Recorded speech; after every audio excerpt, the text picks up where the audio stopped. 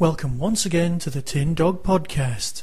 As you could hear from that distinct opening music, Bernard Cribbin's influence has reached us even here in podcast land. For those of you who don't know, Bernard now plays Donna Noble's granddad, but in the 1970s he was also the voice, the narrator of The Wombles, an animated series about recycling animals that live on Wimbledon Common.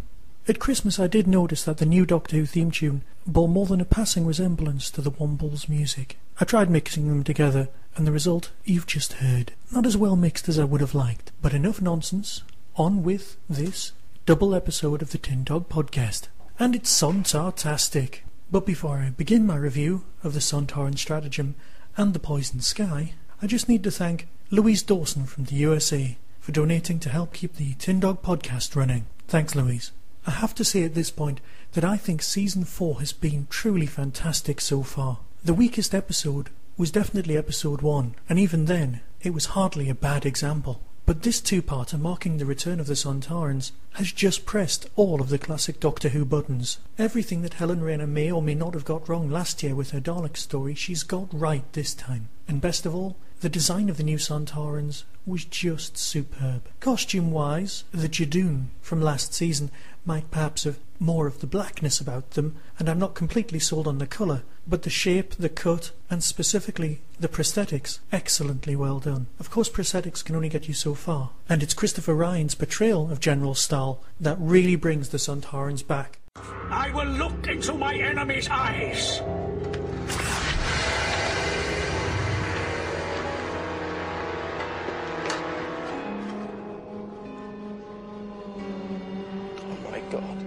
Name? General Stahl, of the 10th Sontaran Fleet. Stahl the Undefeated. Oh, that's not a very good nickname. What if you do get defeated? Stahl, they're not quite so undefeated anymore, but never mind.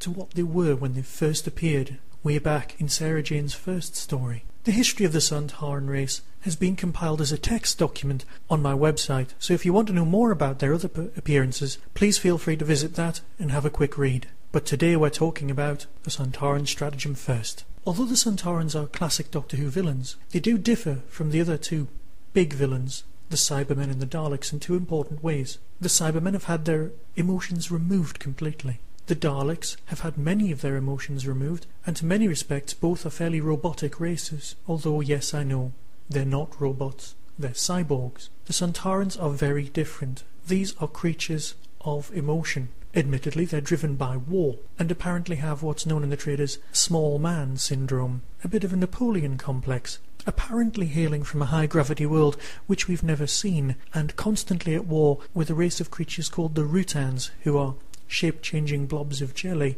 who can possess people and other creatures. The Sontarans are a clone race, one basic original Sontaran, copied and reproduced in their millions in order to go out into the universe and fight. It's that simple, that's their motivation, that's their characterization. From some time ago we knew the Sontarans were coming back, so naming the episode The Sontaran Stratagem wasn't really going to be that much of a surprise, in the way that many of the classic series were called things of such and such of the Daleks, and you sat through the entire first episode going, there'll be a Dalek along in a minute, perhaps. Oh look, there it is, oh it's the end of the episode. We weren't subjected to that at all. We knew it was the Sontaran Stratagem, the Sontarans turned up, and we hit the ground running. In many respects, this story owes a lot to John Pertwee's Doctor, mainly in the character of UNIT. UNIT used to stand for the United Nations Intelligence Task Force, until the real United Nations went, you know, you didn't really clear it with us originally whenever it was in the past. You really should change the name in this modern climate. Such things are discussed on the commentaries, which are downloadable from the BBC's Doctor Who website, and it is nice to see those back up and running. Thanks, BBC. At the episode opening, the Doctor is getting Donna to pilot the TARDIS, something I don't think we've seen him do for a very long time, and almost never with a human companion. Nyssa and Adric could drive the TARDIS in the classic series, but that was about all. Captain Jack may have shown a flair for it, but as he's from the whatever, I'm not completely sure he counts. A line that many people may have missed was this. Left hand down, left hand down! Getting a bit too close to the 1980s. What am I going to do? Put a dent in him? Well, someone did. That could have been a throwaway line, or it could be a sign of something more sinister coming in the future. Of course, there is a third option, where it was actually a sideswipe at the current BBC TV series Ashes to Ashes, where someone may or may not be in the 80s. As I said earlier, the Sontarans are really portrayed well. When we first see the Sontarans, we don't actually see them close up, but we do hear them. We hear the General doing this. Observe their troops. Thin fabrics, exposed skin, feeble weapons. These are toy soldiers, the playthings of children. Which is a marvellous way of looking at us. This is a general observing the enemy, an enemy he knows he is better than. Simple characterization is only simple when it's done well, and here we have a great example. UNIT is run by a new commander. Now this commander is played by an actor who looked immediately familiar, but I just couldn't quite place him, and it wasn't until I received a text message from a friend of mine from university that I managed to place where I'd seen him before. He used to appear in a comedy series with the comedian Harry Enfield as part of a double act called The Double Take Brothers. They would appear, look at something, and then act surprised when something happened very similar. Ideal for a military commander taking on a load of clones. Perhaps you had to just be there. Getting back to UNIT for a moment, there is of course something historically wrong with when exactly the original 3rd and 4th Doctor UNIT stories took place. The original intent was for them to take place just a couple of years forward of when they were being shown. For example, Sarah Jane in her first story says that she's from 1980, which is fine until you discover in a much later story in the 80s, put out when someone hadn't really checked the facts, that the Brigadier was meant to retire from UNIT in 1977. And so when the Doctor says, What, you used to work for them? Yeah, a long time ago, back in the 70s. It wasn't the 80s, but it was all a bit more homespun back then. that's more of a nod to the hardcore fans who have yet to stop debating this sort of thing. Again, we've got some great characterisation from Donna, super temp. Evidence that the writing team is using Donna's strengths as part of a character development rather than just using her as some sort of cardboard cutout character. The sort of thing you just can't get away with these days. Another thing that made me laugh was when Donna's mother says, "You really should cut those coupons out, this mortgage won't pay for itself," implying that she has a new mortgage, which is of course at the moment evidence that the TV series really is pure science fiction, because the idea of anyone being able to get a mortgage in England at this particular time is quite ludicrous. We have of course several references to other things, more references to the Medusa Cascade, and a rather nice reference to Dalek from Season 1, or the 2005 season, depending on which way your fan bread is buttered, where the Doctor quotes Van Statten's joke, "How did the intruder get in? He got in through the window." Yes, it wasn't funny then either. Of course, that was the story where we first heard a little bit more information about the Time War. The Time War again referenced here, when Stahl says, There is an enemy of the Sontarans known as the Doctor. A face changer. Do you mean he's an alien too? Legend says he led the battle in the last great Time War. The finest war in history, and we weren't allowed to be part of it.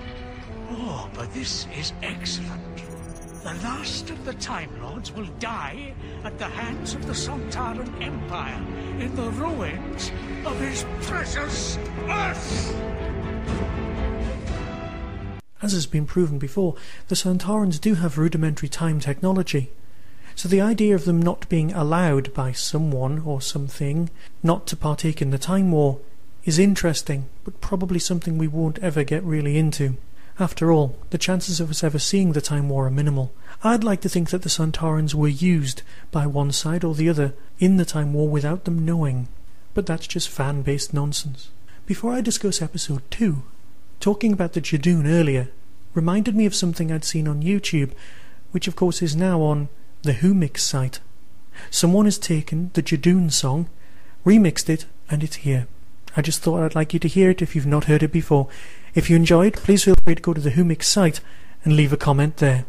Here you go.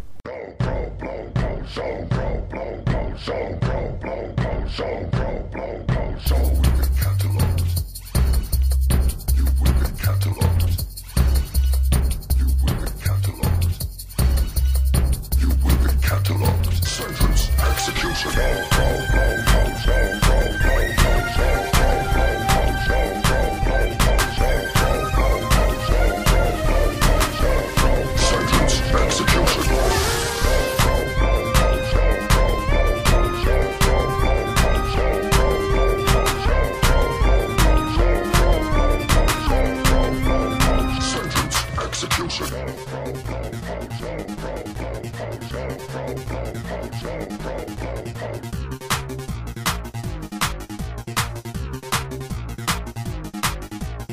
You will be catalogued. You will be catalogued. You will be catalogued. You will be catalogued. Sentence execution.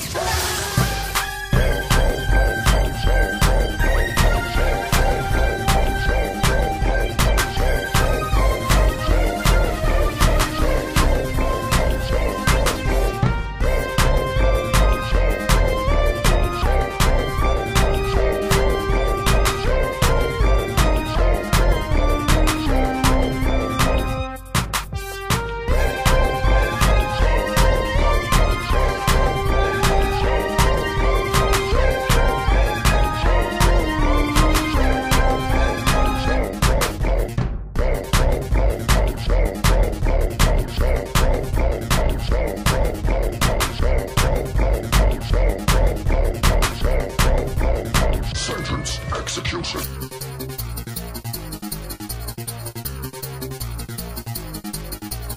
You will be catalogued. You will be catalogued. You will be catalogued. You will be catalogued. You will be catalogued. You will be catalogued. You will be catalogued. You will be catalogued. I must admit that did make me laugh. So, let's continue with the discussion of Part 2, The Poison Sky. The Sontarans haven't invaded. They obviously have some sort of plan. You had a week to think about it. Some of the things I was coming up with in my own head were that the Sontarans just wanted to wipe out life on Earth in order to stop the Rutans from taking over and using us as hosts. Of course, eventually we find out the plot is very similar to the beginning of this season, where we're going to use the Earth as a seed world. Again, one of their clone worlds may have been lost. A little bit too similar to episode 1, perhaps. I just don't know yet. It's the sort of thing we really have to hang on until the end of the season to find out. The rugby-style chant of the Sontarans was something brand new to me, and admittedly it worked the first time. Felt a little bit comical for my liking. As did the gratuitous use of the music, the carry-on screaming dun dun da music. It was a bit Dick Dastardly for my liking, as was the Simpsons reference where the geek announces that he has organised a mating programme for Earth version 2. But in saying that, episode 2 is still very strong. It doesn't drop the ball like some episode 2 do. Of course I had some questions, things like, let's protect the operative. She's a clone. Why bother? The fact that she has to keep pressing no on the let's not launch the weapons thing could be the entire reason, but to be honest I'm not completely sure. I would like to think that the clone Martha survived in some small way. I know we saw her slump to the ground assumingly dead, but you just don't know. So if someone ends up in Torchwood who looks like Martha, there's no guarantee that she's the real thing. Of course, discussing Torchwood at this point is kind of pointless, except if you're going to ask, where were they during all of this? Oh look, a tumbleweed. Let's not ask that question ever again, shall we? As the missiles were being prepared, A map is shown on the wall with all of the atomic-ready powers. Russia is completely missing from the list. But more oddly, North Korea, who go around saying officially that they don't have any weapons of that sort, are on the list. Does that imply that this is a slightly different universe than ours? Or does it mean that there's something else lined up for Russia? There was talk of them having their own version of UNIT, the Vodjanoi, but that's more from a Virgin Missing Adventure. And as we all know, things discussed in novels are only useful when they're lifted and used elsewhere. And yes, some of the classic Doctor Who fans and classic sci-fi fans amongst you have seen the Vodjanoi elsewhere. I won't ask you to email in and tell me where it's from, but you know Celia Imrie was in it, crashing on. I was slightly annoyed when the Sontaran shouted, "This isn't war, this is sport!" which was just a little bit close to when the Daleks used to shout, "This isn't war, this is pest control." It was great to see the Valiant turn up. And a laugh-out-loud moment in this episode came when the Doctor said, Are you my mummy?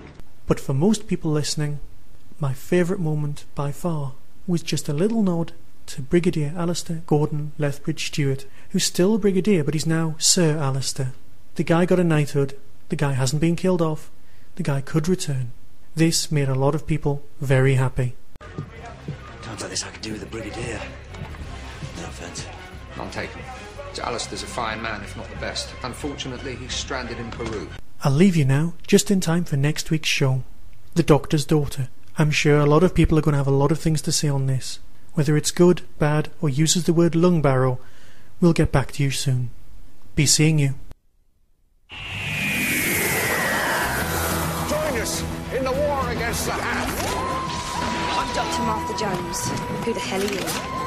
She's my daughter. Hello, Dad. Doctor Who, Saturday at 6:45 on BBC One. And if you missed the last episode, it's available now on BBC iPlayer.